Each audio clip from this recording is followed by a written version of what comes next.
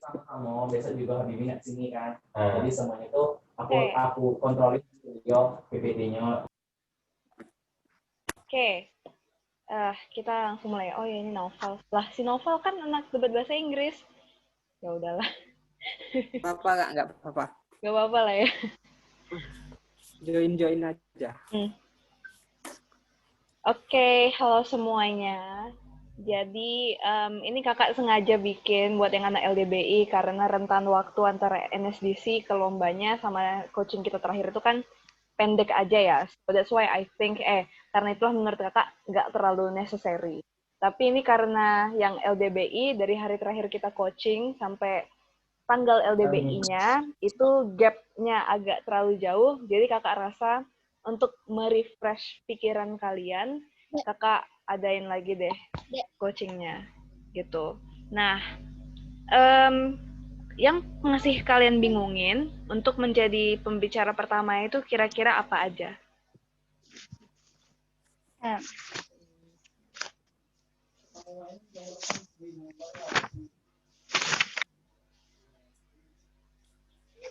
Ya, boleh nanya di chat aja, boleh nanya langsung, terserah. Nah.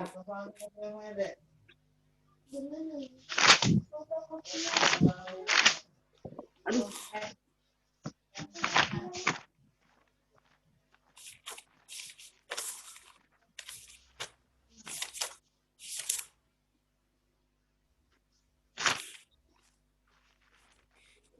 Gini loh Kak, kami ini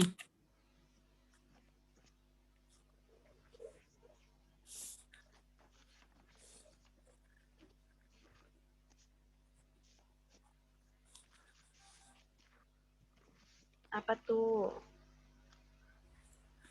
Gini nak, kami tuh belum terlalu itu nak Kak untuk ngeframe kasusnya gitu nah, biar diambil kayak yang Bang Dimar bilang kemarin tuh nah, belum terlalu dapet frame-nya gitu nah, masih agak keluar gitu nah kalau gitu kalau itunya tuh Masih agak kaku di framing ya. Nah, gitu. framing itu sebenarnya gini, kakak jawab yang masalah framing dulu ya. Framing itu adalah kita menekankan situasi yang paling ideal dari suatu sifat aktornya ataupun lingkungannya itu tersebut. Misalnya kayak motion NSDC kemarin itu, yang mereka itu mau bikin classroom atau kelas itu tuh berdasarkan oleh umur, berdasarkan oleh kepintaran daripada umur, gitu kan ya. Nah, jadi framingnya gini, kita harus tekankan dulu. Tujuan sekolah itu apa? Tujuan edukasi itu sebenarnya apa? Dan kenapa yang terjadi di status quo itu bukanlah hal yang ideal?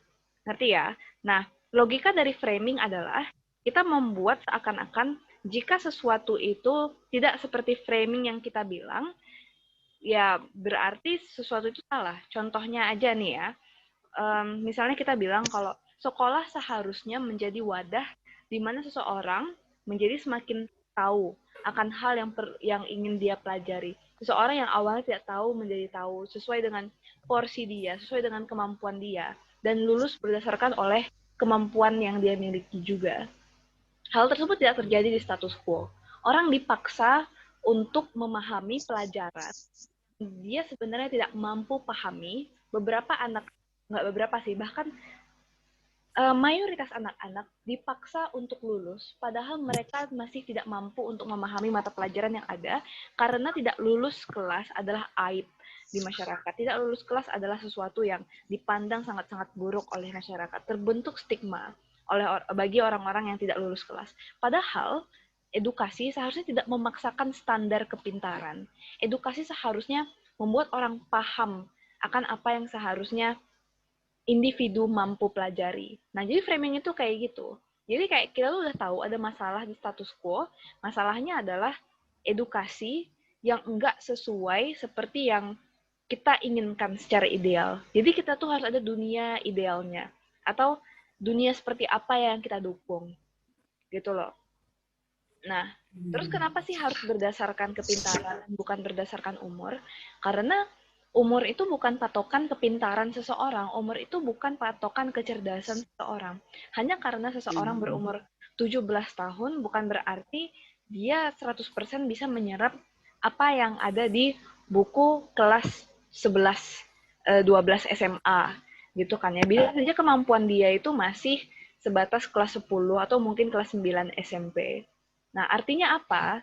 Artinya anak-anak yang lulus dari SMA sekarang ini lulus karena kasihan, mereka itu lulus ya karena ya normalnya usia segitu lulus. Jadi kayak orang itu cuma ngelihat ya udah kamu 18 tahun harusnya udah lulus SMA, harusnya udah masuk kuliah, bukan kamu tuh umur 18 tahun kamu tahu apa gitu loh. Nah, sistem seperti ini yang mau kita ubah. Nah, framing itu kayak gitu caranya. Atau mau contoh lain? Contoh lain framing yang sering kakak temuin kalau di debat itu, contohnya sifat orang tua, relasi antara orang tua dengan anak, gitu kan ya. Relasi antara orang tua dengan anak itu harusnya seperti apa sih? Ya relasi antara orang tua dengan anak seharusnya adalah antara orang yang melindungi dengan yang dilindungi. Orang tua seharusnya menyediakan anaknya edukasi, tempat tinggal, makanan, dan kasih sayang gitu. Nah, itu nge-frame juga. Karena dalam logika framing, kalau misalnya orang tua itu tidak memperlakukan anaknya seakan-akan dia melindungi anaknya, ya itu bukan orang tua yang baik. Kalau orang tua tidak mampu memberikan edukasi, kasih sayang, perlindungan, dan juga tempat tinggal, makanan yang cukup, ya itu bukan orang tua yang baik. Gitu kan ya. Nah, jadi hubungan antara orang tua dan anak itu harus seperti itu. Bukan antara orang yang memiliki dan yang dimiliki, tapi antara yang dilindungi dan yang melindungi. Gitu. Nah, sampai sini ada yang mau tanyain nggak?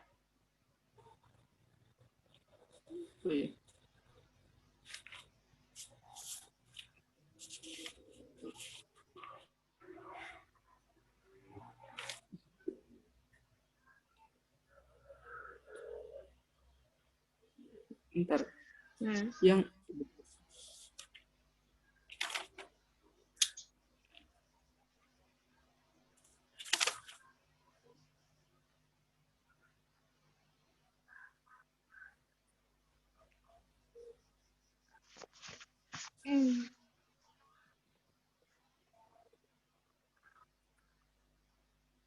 itu lagi ya.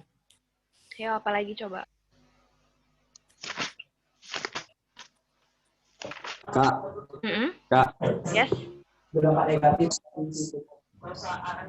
Kak, jadi kan selama ini Rasid ini kan jadi speaker selalu Yap. bicara 3 tuh. Nah, karena kayak dulu dari senior tuh yang kelas 12 waktu pertama kali Rasid kelas 10 tuh dia dibilang tuh kayak gini. Kalau Rasid tuh bagusnya tuh dia cuman ngomong untuk ngebantah aja karena kayak pedas apa gitu kata dia tuh kan. Kalau untuk jadi pembicara pertama itu jauh gitu, kayak nggak bisa gitu loh. Dan mungkin kalau bisa karena di situ ada pokok poin dari Rasid itu cuman bisa ngebantah sama mempertahankan gitu. Nah Kak, kalau jadi pembicara pertama jujur ini baru pertama kali gitu, gimana Kak? Nah, kalau dari yang kakak lihat kamu dari kemarin-kemarin sebenarnya sebagai pembicara pertama kamu not bad sih. Kamu bisa kok jadi pembicara pertama. Mungkin saran kakak, kalau kamu masih kesusahan, gunakan imajinasi kamu. Kamu kan orang penting gitu, mau ngomong sama masyarakat. Nah, kan aku udah kasih template kemarin tuh sebagai pembicara pertama, sebagai Prime Minister, apa sih yang pertama harus kamu bawakan? Nah, yang pertama, apa tuh kemarin? Kamu catat nggak? Definisi kata kunci. Ya, definisiin kata kunci. Nah, ya udah kamu definisiin aja dulu tuh kata kuncinya. Habis itu apa? Status quo atau stance kita gitu. Status quo atau keadaan sekarang kan ya. Bentar ini sini ya. Bentar.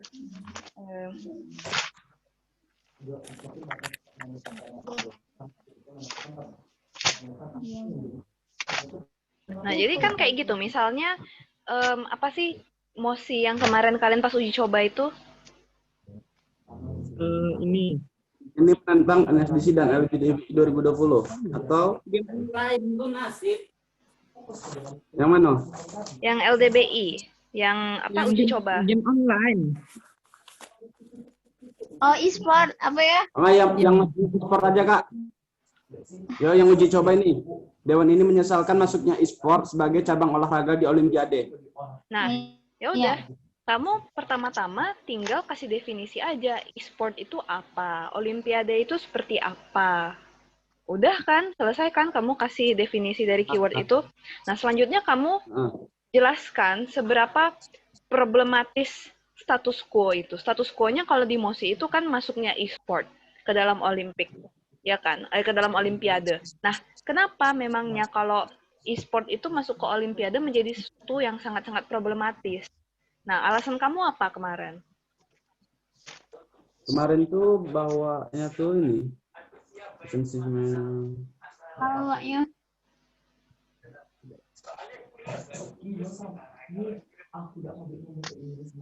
Kayak gini Kak, kami kemarin tuh kan bacanya gini, tapi masih agak itu nih. Makanya kalau Olimpiade itu kan ajang olahraga gitu enggak sih Kak? Yep.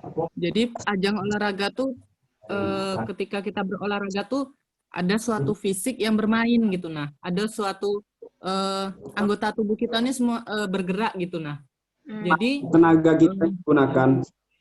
Tapi kalau e-sport dia tuh cuma menggunakan otot kecil, istilahnya ya kayak cuma pakai jari, jempol gitu Kak. Kayak esensi dari kesehatan apa yang dihasilkan dari olahraga itu juga kurang tercapai dengan e-sport itu Kak. Menurut aku itu e-sport itu tidak bisa disebut sebagai olahraga gitu. Nah, boleh. Nah, jadi kan udah kamu jelasin kenapa itu problematis ya, karena tidak sesuai dengan esensi olahraga, karena tidak bukannya membentuk jasmani dan rohani seperti yang olahraga seharusnya lakukan pada umumnya, termasuk kompetisi seperti bridge itu memang cuman kartu atau catur yang memang cuman kita misalnya pindah-pindahin pion apa segala macam itu kan. Tapi paling tidak itu mereka otaknya benar-benar bekerja. Mereka memang bermain strategi. Sedangkan kalau e-sport ini ya itu merusak mata, itu membuat punggung pegal dan lain sebagainya ya. Contohnya aja sih kayak gitu. Mungkin lah kenapa itu problematis, karena ya itu tidak menghasilkan apa yang olahraga seharusnya inginkan, gitu kan ya. Nah, terus selain itu kan yang ketiga, kakak kan ada tulis tuh, apa sih yang sebenarnya terjadi? Siapa sih yang jadi korban? Nah, kalaupun sebenarnya nggak ada dalam tanda kutip korban di sini, kayak masalah e-sport itu, mungkin kalian bisa bilang ya, kenapa dampaknya itu negatif gitu loh. Ya kan? Cuman kalau kita misalnya bicara tentang policy debate, ya kadang ada kita membicarakan tentang korban. Tapi di sini mungkin kita bicara dampak negatifnya aja, gitu. Nah, terus habis itu ya masuk ke justifikasi moral. Kemarin kakak udah ajarin kan, kalau justifikasi moral itu, ya kita harus bermain di ranah yang dimana itu tuh bakal menguntungkan manusia. Dimana hal tersebut ya intinya bakalan memberikan entah itu rasa bahagia pada manusia itu, entah itu akan memberikan pokoknya hal-hal positif. Misalnya kayak e-sport itu. Kenapa sih e-sport jadi bagian dari Olimpiade itu secara moral tidak dapat dibenarkan? Nah, ini kan karena kita menyesali ya, jadi tidak dapat dibenarkan secara moral. Ya, kembali lagi tadi itu, karena dunia e-sport, dunia gaming, online gaming, video game, itu udah dunia yang sangat-sangat berbeda dengan dunia katakanlah sepak bola dan lain sebagainya. Mereka itu hanya bermain di depan komputer. Mereka hanya duduk selama sekian jam di depan komputer. Nah, terus ada suara apa tuh? Kita tuh harus duduk sekian jam di depan komputer. Dan menurut kami ini bukanlah hal yang baik untuk image olahraga itu sendiri. Misalnya, contoh aja kayak gitu argumentasinya. Nah, Atau misalnya kalau kita mau pakai mosi yang agak lebih apa ya, yang kayak NSDC kemarin, bagi-bagi kelas berdasarkan kepintaran. Kenapa sih secara moral, oh ini si Puja, aduh ini kan buat LDBI tapi udahlah. Kenapa sih ini secara moral dapat dibenarkan untuk membagi-bagi membagi-bagi kelas berdasarkan kepintaran seseorang dan bukan berdasarkan umurnya gitu ya. Kita harus kasih tahu, kita tuh kasihan gitu loh sama orang-orang yang selama ini dipaksa pintar. Kita tuh kasihan loh sama orang yang selama ini dipaksa buat lulus. Mereka lulus cuman karena sekolah kasihan, mereka lulus cuman karena ya normalnya mereka lulus gitu kan ya. Nah, kita nggak mau hal seperti itu buat terjadi. Makanya menurut kami secara moral lebih baik agar kelas itu dibagi berdasarkan kepintaran daripada berdasarkan umur. Ya, kita normalisasi aja orang-orang tinggal kelas. Kita normalisasi aja orang-orang remedial. Kita nggak mau orang-orang itu nggak sadar akan kekurangannya. Paling enggak dengan kita menormalisasi tinggal kelas, dengan kita menormalisasi orang-orang sering remedial, ya orang-orang pun nggak bakalan merasa terlalu terbebani gitu ketika mereka mau belajar. Sama kayak misalnya kuliah. Kalau di kuliah, dalam tanda kutip tinggal kelas itu ya, atau ngulang kelas, itu normal banget loh. Makanya span waktu kuliah itu 7 tahun. Itu maksimal. Minimalnya ya kamu boleh 3,5 tahun atau 4 tahun. Normalnya kan ya. Nah, tapi maksimal kamu boleh kuliah selama 7 tahun. Nah, jadi misalnya ada mata kuliah yang kamu ngulang gitu semester depan, itu bakal memperpanjang masa kuliah kamu jadinya. But it's okay. A lot of people do that karena mereka ngerasa mungkin nggak cuman mahasiswanya, tapi mungkin dosennya juga ngerasa, wah dia belum bisa lulus ini, dia masih belum paham sama materi ini. Sekolah juga harusnya kayak gitu. Jangan cuman kuliah aja yang kayak gitu. Oke? Nah, terus mungkin juga bisa kita bawa kayak apa ya, yang moral justification gitu. Ya mungkin hubungan antara murid itu dengan diri dia sendiri, dia bakalan jauh lebih mengerti apa sih yang diri dia butuhkan, evaluasi dirinya bakalan jauh lebih baik, yang kayak gitu. Nah, udah kan? Udah selesai kan kamu ngasih tahu itu? Ya udah, langsung aja masuk ke kenapa mosi itu harus diimplementasikan sekarang. Kenapa urgent sih buat mengimplementasikannya sekarang? Atau untuk tidak diimplementasikan kalau motion yang e-sport tadi. Nah, kamu sebenarnya gampang aja. Bisa bilang kalau yang motion e-sport ya, yang uji coba LDBI kemarin itu, kamu cukup bilang kalau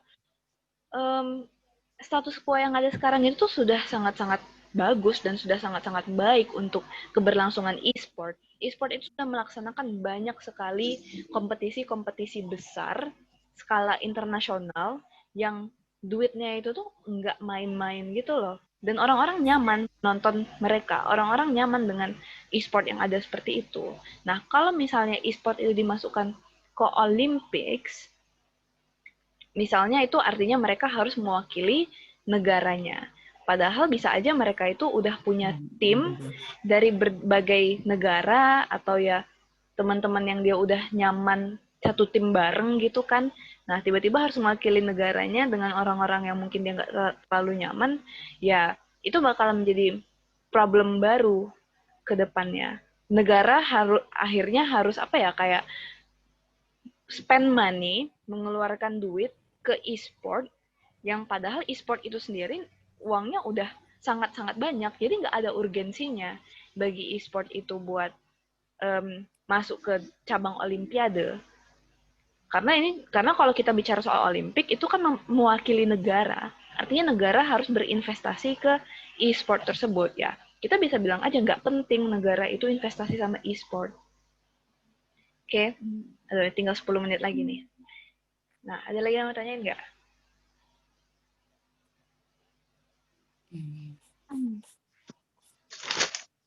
Pokoknya kalau Rashid masih bingung, pakai aja template yang kakak kasih.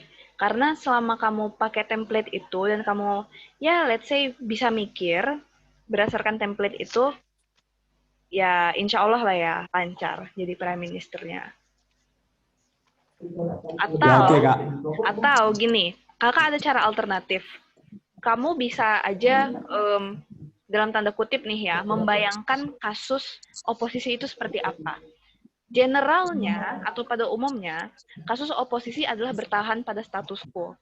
Nah, ya kamu tinggal kasih tahu aja kenapa sih bertahan pada status quo itu tuh jelek, kenapa bertahan pada status quo itu tuh bukan hal yang baik gitu. Karena pasti oposisi bilang itu normalnya. Oke? Jadi kalau kamu ya perlu respons dan things like that, ya imagine aja kalau oppositionnya bilang bertahan pada status quo. Oke? Baik, Kak. Siap. Oke. Ada lagi?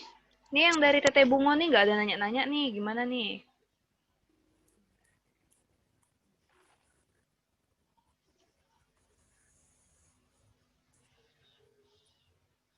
Oh ya guys, tunggu, kakak baru ingat sesuatu.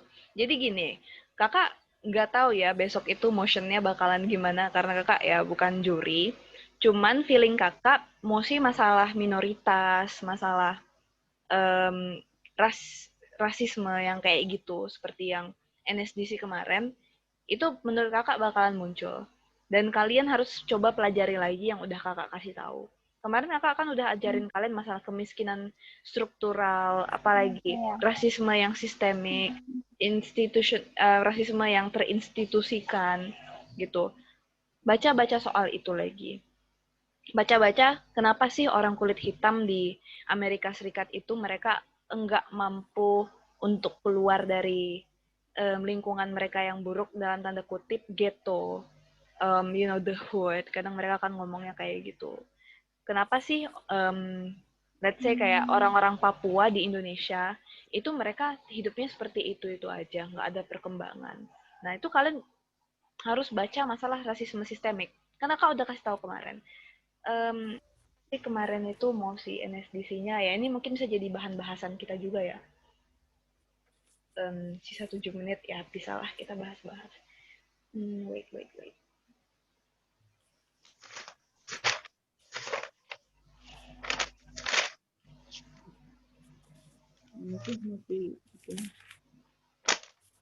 Nah, jadi kemarin itu yang mau si NSDC kan Dewan ini percaya bahwa lebih baik kalau kita itu mereformasikan institusi kepolisian daripada defunding the police. Defunding the police ini kan mengurangi dana ya, mengurangi keuangan polisi tersebut. Nah, tapi itu kan kita kan jadi oposisi tuh yang anak NSDC-nya. Kenapa sih kita itu harus lebih baik mendefund polisi daripada mereform? Nah, tips untuk jadi opposition nih. Kalian bisa aja bilang kalau ya reformasi itu attempt-nya, apa sih bahasa Indonesia attempt? Pokoknya hal-hal yang udah kita coba untuk mereformasi polisi itu udah banyak. Orang-orang udah sering melakukan protes, udah sering melakukan kampanye. Kalau brutalisme yang dilakukan oleh pihak kepolisian itu tuh sudah sangat-sangat parah. Sudah sangat-sangat, kadang di luar kontrol. Tapi itu nggak pernah terjadi dan nggak pernah efektif. Kepolisian pada akhirnya menjadi salah satu institusi yang sangat-sangat kuat di negara tersebut. Kenapa? Ya karena uang itu, karena mereka punya uang, karena mereka punya dana dari negara dan selalu disupport sama negara. Kalau mereka misalnya di-defund atau dikurangin anggarannya sama negara, itu akan menjadi efek jera bagi mereka untuk untuk mengambil pekerjaan mereka secara serius, so that they can take their job more seriously, bukan cuman mukul-mukul orang, bukan cuman bilangnya kayak ya brutal gitu. Karena udah berapa kali pun kita mencoba untuk mereformasi kepolisian, mereka masih rasis sama orang Papua, masih seringkali menjadi polisi moral di masyarakat. Kayak ya tahulah acara 86 gitu kan, orang cewek cowok cuman berdua di pinggir jalan terus ditegur sama polisi, ngapain kalian pasti gini-gini ya. Padahal belum tentu, bisa aja mereka cuman temen yang kebetulan lagi pengen duduk berduaan, bicara-bicara, ngobrol, tapi acara-acara seperti itu menunjukkan seakan-akan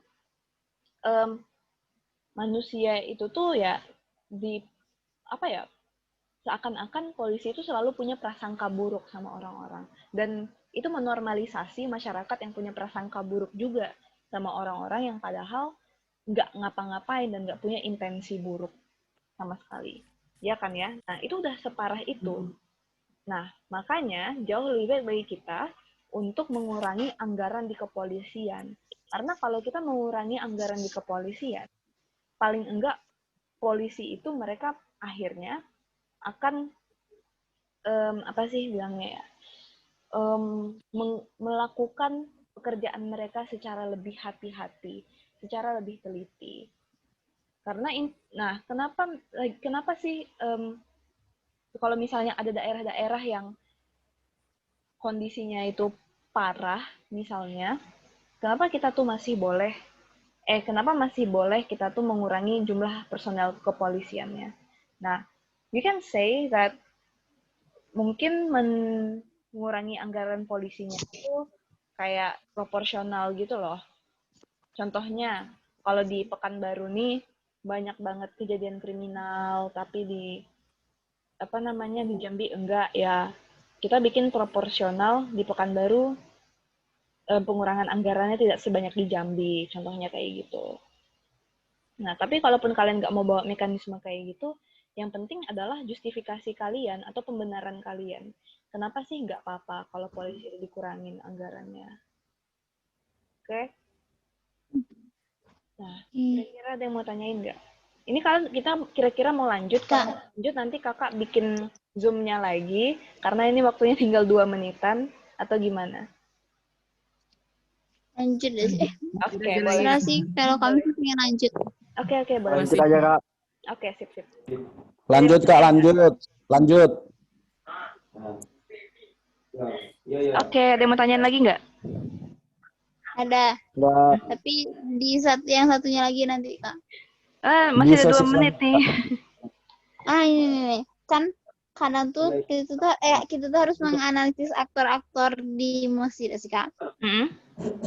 Terus kami tuh kadang tuh bingung mau ngeletain analisanya itu di bagian mana di strukturnya.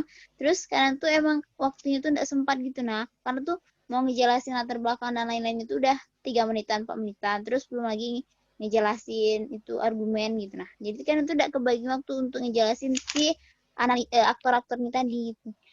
Analisis itu masuk ke definisi aja. Nggak apa-apa.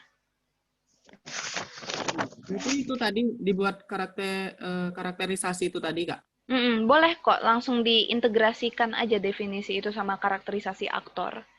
Nggak masalah kok, juri ngerti. Iya sih. Soalnya kan nggak semua mosi juga kata-katanya nggak itulah, nggak perlu dijelasin gitu kan. Iya, benar.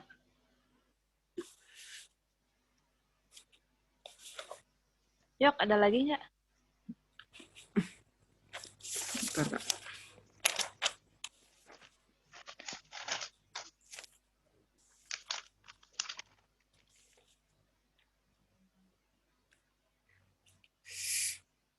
Hehe, kita tunggu ini waktunya habis aja lah ya.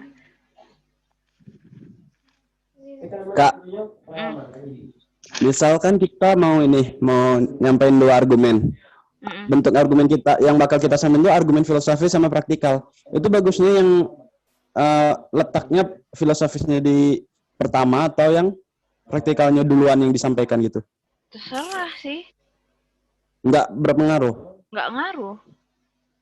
Kayak mungkin jurinya harus lebih denger yang ini dulu atau gimana gitu, nggak? Dua-duanya sama-sama diperlukan kok.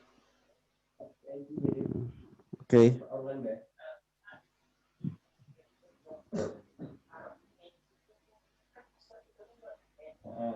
Oke, bentar ya. Ini udah mau habis waktunya.